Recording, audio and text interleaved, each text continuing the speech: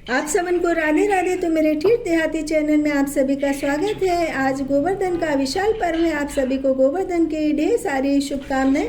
तो ये एक ऐसा पर्व है जिसमें प्रकृति, श्रद्धा और भगवान श्री कृष्ण तीनों की सुंदर झलकियां देखने के लिए मिलती हैं।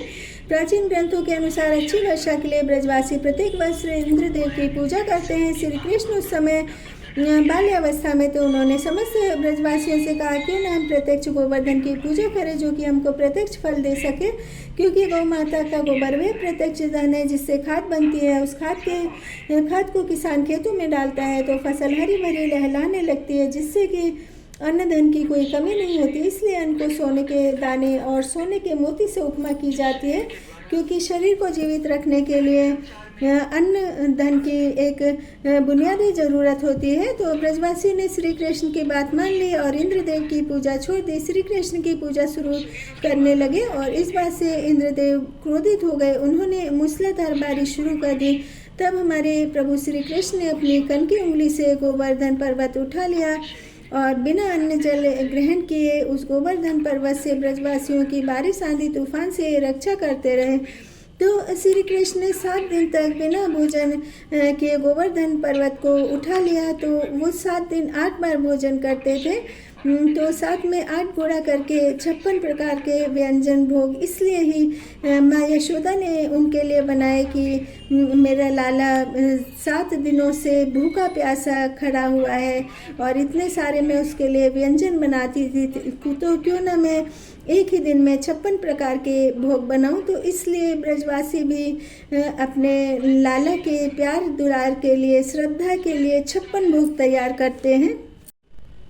श्री कृष्ण के भोग में सात्विक भोजन बनता है, जैसे पूरी, कचौरी, हलवा, रायता, चटनी, खीर, दाल और मिक्स सब्जी, मिठाइयाँ। तो कढ़ी चावल भगवान का प्रिय व्यंजन है। इस तरह से भगवान का भोजी प्रसाद तैयार होता है और इस दिन मंदिरों में भी भव्य आयोजन होता है। कृष्ण भगवान के लिए मंदिर के पुजारी एवं अन्य भक्त भोज तैयार करते हैं और भगवान कृष्ण को भोग लगाने के बाद विशाल सामूहिक भोज का आयोजन किया जाता है।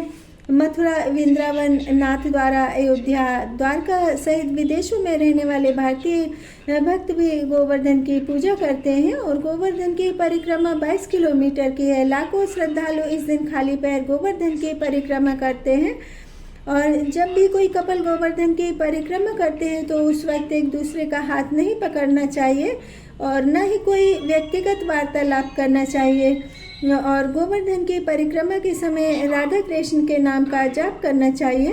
और मंदिरों को आज के दिन फूलों और सुंदर लाइट से सजाया जाता है। मंदिरों में कीर्तन भजन होते हैं और कृष्ण भगवान, राधा, गोवर्धन पर्वत, समस्त ब्रजवासियों संग कृष्ण लीला की खूबसूरत झांकियाँ सजाई जाती हैं।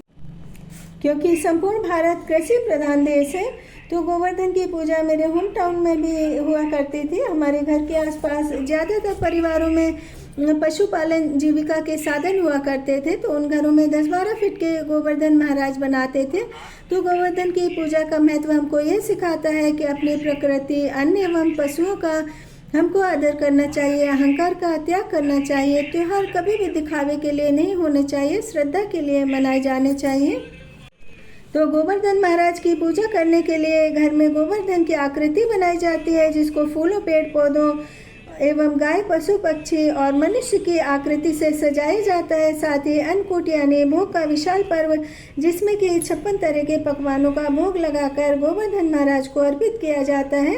और जो भी लोग गोवर्धन पर्व मनाते हैं उनको मनवांछित फल प्राप्त करना है तो कृष्ण भगवान द्वारा उठाए गए पर्वत पर 21 दीप जलाएं और प्रार्थना करें कि भगवान कृष्ण हमारे कष्टों का निवारण करें, हमको मनोवांछित फल दें। गोवर्धन पर्वत वास्तव में शालिग्राम रूपी पवित्र पत्थरों से बना है जो कि अद्भुत ऊर्जा प्रदान करता है और गोबर को एंटीक पीस भी माना जाता है जो कि घर के वातावरण को शुद्ध करता है और एक पॉजिटिव वाइब लाता है। और अन्नकूट एक सामूहिक भोज होता है जिसमें कई परिवार या पूरा एक गांव मिलकर सामूहिक भोज पकाते हैं और ये पर्व हमको मिलजुल कर परस्पर रहने एवं एक दूसरे का सहयोग करने का संदेश देता है।